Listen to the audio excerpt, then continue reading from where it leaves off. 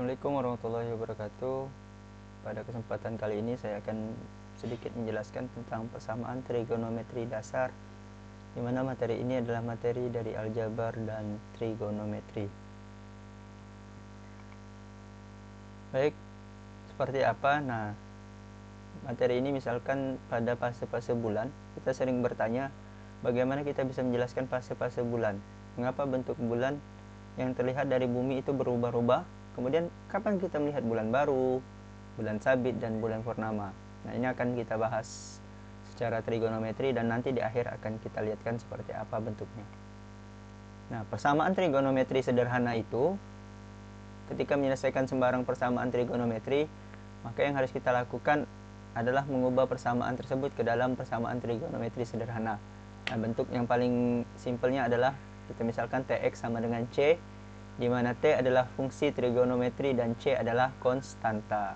Jadi kita akan bentuk suatu persamaan trigonometri, kemudian ada sama dengan sebuah konstanta. Itu persamaan yang paling sederhana. Nah, contohnya seperti apa? Contoh soalnya seperti ini. Nah, ada persamaan trigonometri yaitu sin X sama dengan akar 3/2. Nah, jadi persamaan ini yang harus kita cari yang pertama adalah penyelesaian dalam satu periode. Periode yang pertama kita selesaikan dari persamaan di atas. Nah, tentunya nilai sin akan bernilai positif ketika X itu di kuadran 1 dan 2. Nah, ini harus diingat. Nah, padahal seperti yang kita ketahui bahwa sin X yang menghasilkan akar 3/2 itu adalah sin 60 derajat. Sehingga X sama dengan 60 derajat. Ini yang pasti berada di kuadran 1. Nah, bagaimana dengan kuadran 2? Kuadran 2 maka kita harus menuliskan 180 derajat dikurang 60 derajat. Sehingga hasilnya adalah 120 derajat di kuadran 2. Nah, bagaimana kita akan mencari di kuadran 2 seperti ini? Nah, ini yang akan dibahas di sini. Jadi, semua penyelesaian pada persamaan trigono tersebut, karena fungsi sinus terus berulang setiap 360 derajat atau periodenya 360 derajat, maka semua penyelesaiannya adalah X sama dengan 60 derajat ditambah kelipatan 360. Karena ini adalah sembarang bilangan bulat. Nah, nanti bisa kita substitusi nilai K-nya dengan bilangan-bilangan bulat. Kemudian X-nya juga bisa 120 derajat ditambah K dikali 360 derajat. Nah, misalkan ini saya kembali dulu. Nah, misalkan yang untuk K-nya 1 maka 420 derajat, kemudian untuk K-nya yang 1 yang di bawah ini berarti 480 derajat, yang atas 420 derajat.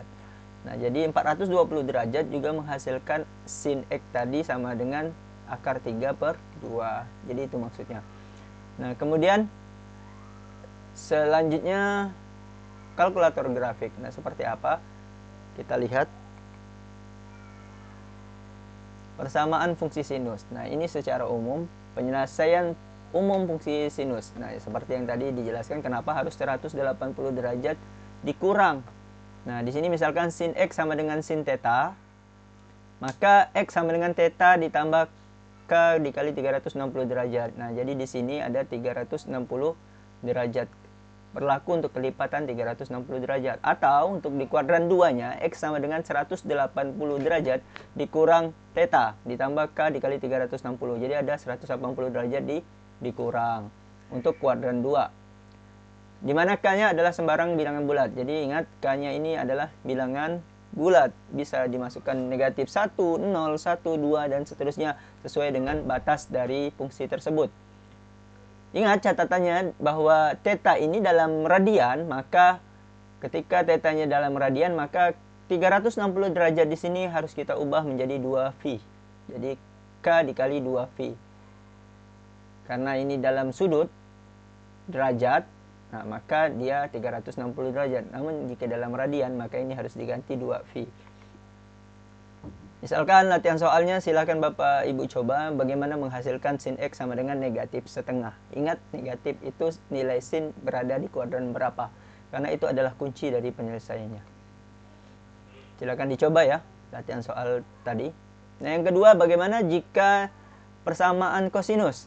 Nah, selesaikan persamaan kosinus X sama dengan setengah akar 2 dan daftarlah beberapa penyelesaiannya.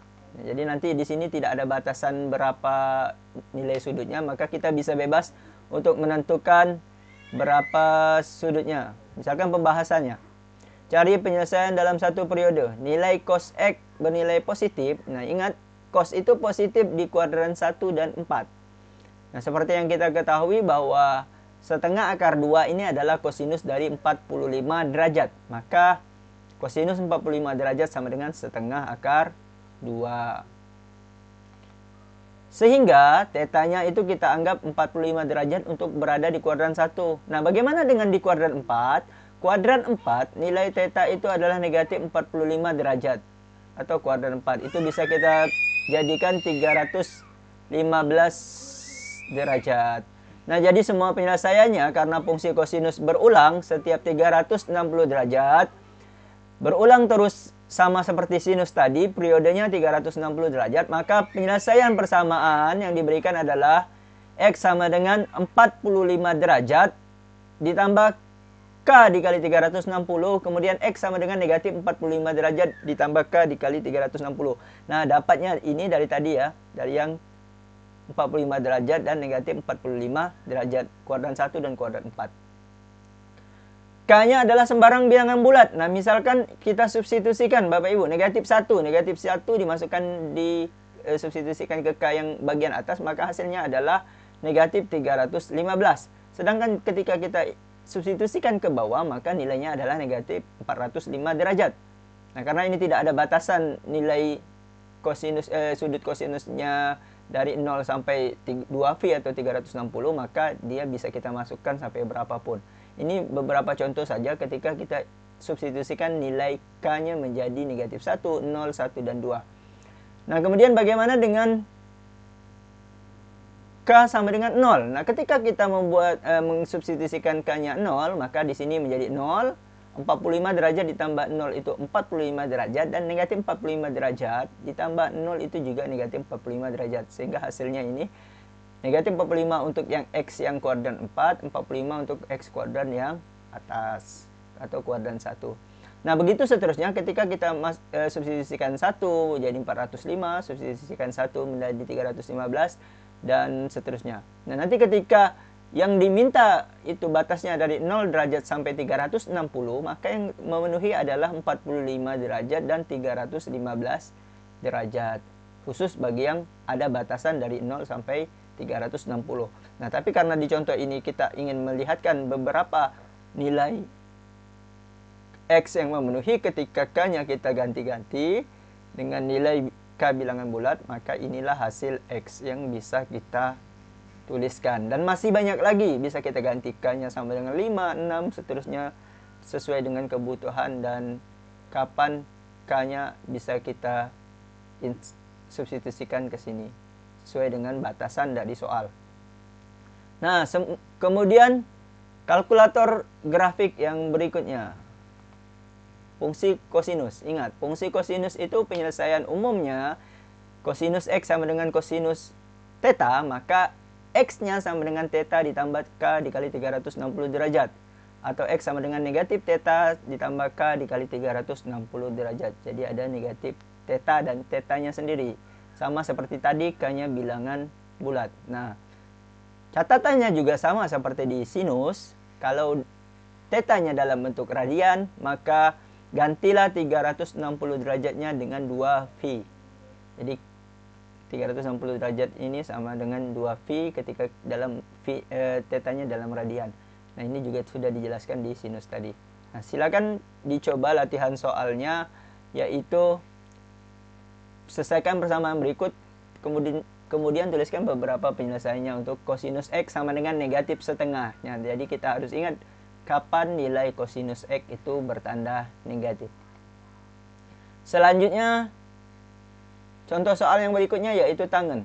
Nah, penyelesaian tangen sama dengan tangen X sama dengan 2. Nah, seperti pembahasan sebelumnya, kita cari dalam satu periode terlebih dahulu. Tangen X sama dengan 2, itu berarti X-nya sama dengan tangen inverse dari 2,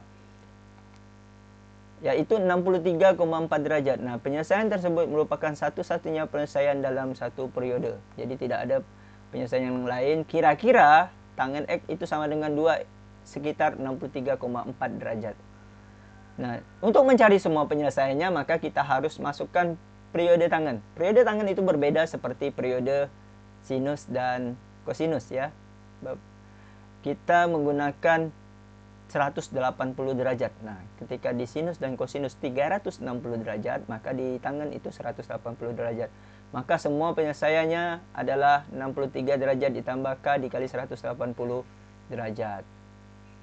Beda dengan tadi, itu harus 360.